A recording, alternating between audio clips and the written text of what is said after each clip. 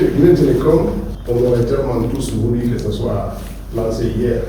Mais quand une entreprise est en panne depuis 14 ans, la relancer nécessite des étapes. D'abord, il faut tirer les leçons de ceux qui ont amené l'entreprise à fermer portes et fenêtres. Et ce qu'on a fait jusqu'à date, c'est qu'on a créé l'entreprise, je l'ai déjà dit dans un de nos médias, ça veut dire qu'il a une existence juridique avec son RCCM, etc. On a un capital de 50 millions de dollars, donc un tiers sont mobilisés. Elle a des droits, elle a acquis des licences d'exploitation de la 2G, 3G, 4G et des licences de fournisseurs de services Internet. Ça, ce sont des actifs que l'entreprise a d'une valeur de plus de 100 millions de dollars aujourd'hui. Qu'est-ce qu'il nous reste à faire?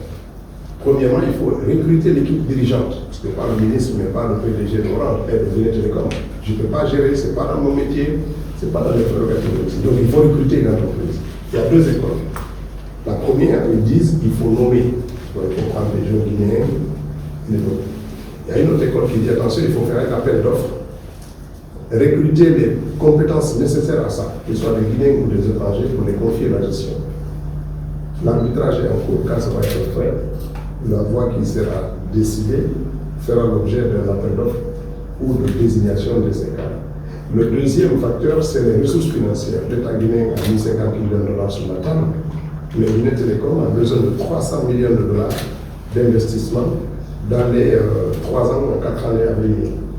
Où il faut chercher cet argent? Est-ce que c'est l'argent du contribuable qu'on va investir dans la ressource, ou il faut chercher des partenaires stratégiques financiers qui vont apporter non seulement les ressources financières, mais aussi l'expertise technique pour qu'on puisse aller? Il faut voir qu'aujourd'hui, il n'y a pas d'entreprise publique, même en Chine, il n'y a plus d'entreprise publique 100% avec des capitaux de l'État. Toutes les entreprises que vous voyez dans le monde, c'est des capitaux mixtes. Vous prenez Orange, c'est un partenariat entre Orange Sonatel et puis Orange France, etc. Donc chacun détient une part des capitaux.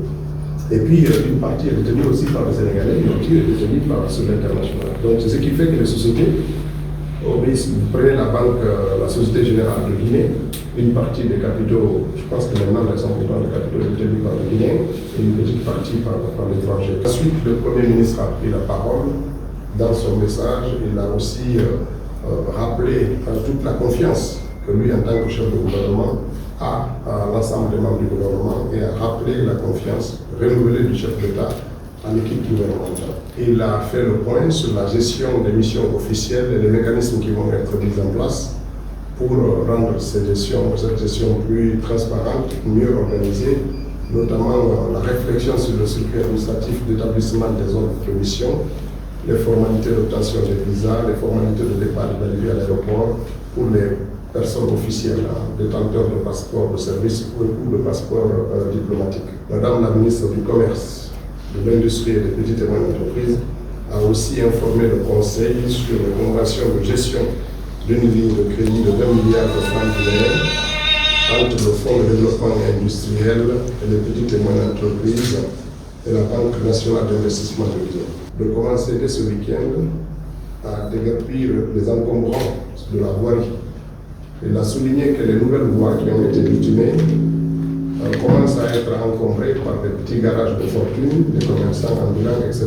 Il a donné donc des instructions fermes de procéder au déguerpissement aussi longtemps que les gens reviendront. Il faut que les dispositions pérennes soient prises pour que les encombrements de la voirie soient dégagés. La ministre de l'Environnement et du Développement durable a fait mention de la future participation de notre pays à la COP 28 aux Émirats arabes unis du 30 novembre au 12 décembre 2023.